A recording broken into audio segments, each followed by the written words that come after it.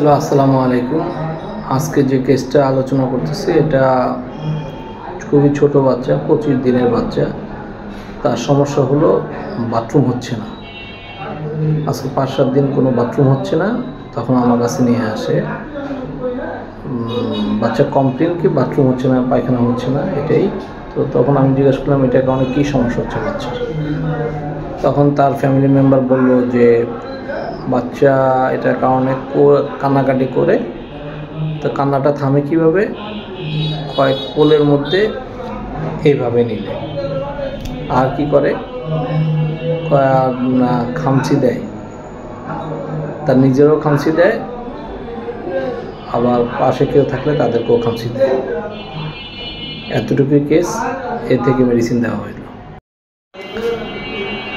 তো এখানে যে বাচ্চা যে এভাবে রাখলে যে ব্যথাটা তার একটু কান্নাকাটি কমে বা তার একটু আরাম লাগে, তার মধ্যে অশান্তি, কান্নাকাটি চেয়ে বাচ্চাটা অনেকটা অস্থিরতা প্রকাশ করতেছে, কোনোভাবে শান্তি পায় না, খালি কোঁকা করতেই থাকে, কান্না করে, কোনোভাবে তার রাখা যাচ্ছে না। তো এভাবে রাখলে সে কিছুটা সময় সে তার অশান্তিটা আরাম পায়।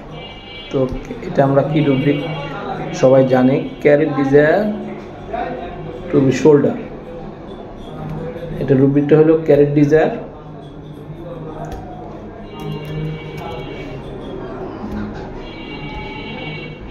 Over the shoulder, carry desire to over the shoulder. ঠিক আছে, এটার সাথে নেওয়া হয়েছে কি স্ট্রাইকিং হিমসেলফ। ওই যে খামচি দিয়া বাচ্চাকে যখন আমি দেখি এখান দিয়ে তার ফেসে বিভিন্ন জায়গায় দাগ, তো স্ট্রাইকিং হিমসেলফ, এই দুই রুব্রিক দিয়া বাচ্চাকে স্টেমোনিয়াম 6 করা হয়। মাত্র 2টা ডোজ, 2টা ফোঁটা, একটা বড়ি দিয়ে ওয়াটারে বানানো হয়।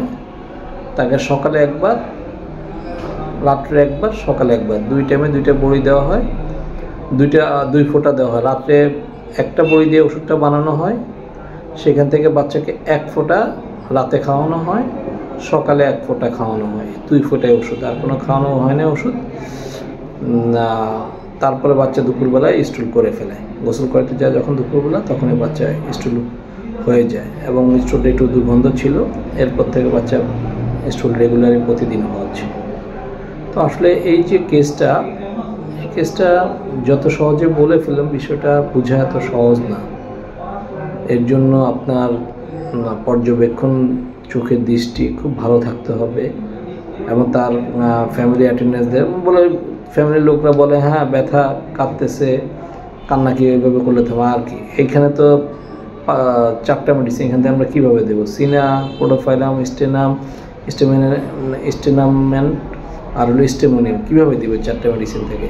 তারপরে যখন তাকে দেখা হলো, তখন তাকে দেখার পরে তার গালে যখন দাগ দেখলাম আমি, তখন দেখার পরে দাগ দেখে বললো, তখন এটা কেন কয়, ব্যথা যখন করে কোনোভাবে আরাম পায় না, তখন নিজেকে খামচি মারে। তো এইটার ভিত্তি করে তাকে স্টেমোনিয়াম 6 করা হয়, এবং আল্লাহ চাইতো স্টেমোনিয়াম 6-এর উপরে কেসটা দাঁড়ায় যায়। সবাইকে ধন্যবাদ। আসসালামু আলাইকুম।